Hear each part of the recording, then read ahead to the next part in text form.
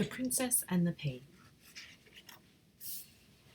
There once lived a prince, quite a long time ago, who travelled the kingdom and looked high and low.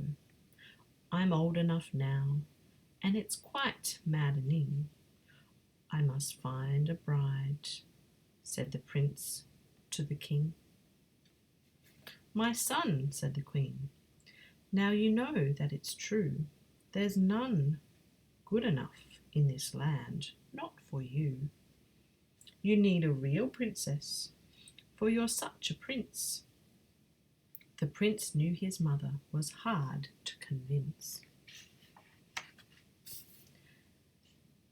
Take that time when the Princess of Mead came to call, said the queen to the prince. She's no princess at all. Of another fair princess, of no small renown, said the queen, if she's royal, then I'll eat my crown. Now the rains came with lightning, that poor palace shook, so the king and the queen and the prince took a look. At the door, soaking wet from her head to her feet, was a princess who asked in a voice oh so sweet,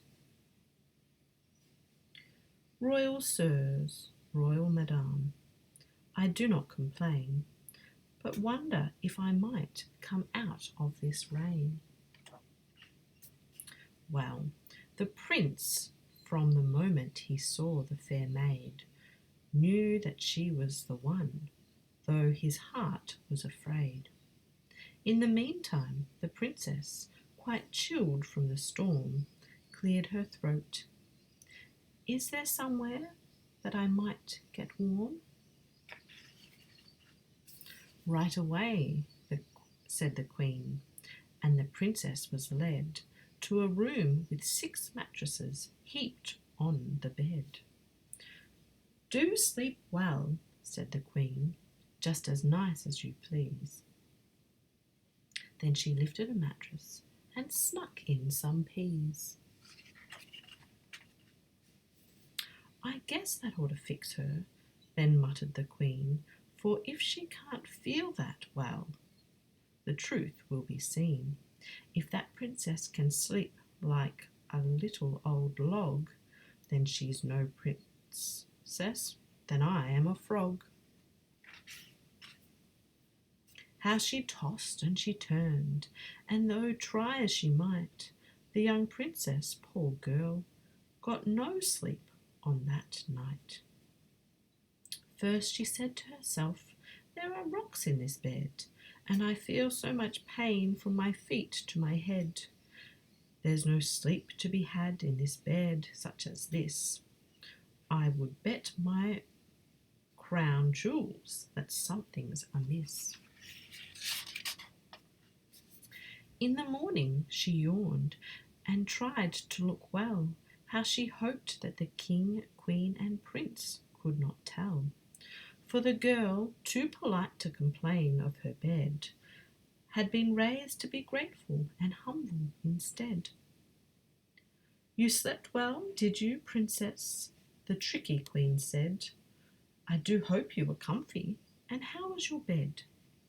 Oh, I don't need much sleep, said the princess with care. Then she yawned once or twice and adjusted her hair. Well, that's it, said the queen, and she showed her the door. But the prince could not take it, not 1 minute more. But I love her, he said, for the princess, she's the princess for me. And so, what if the princess could not feel the pea?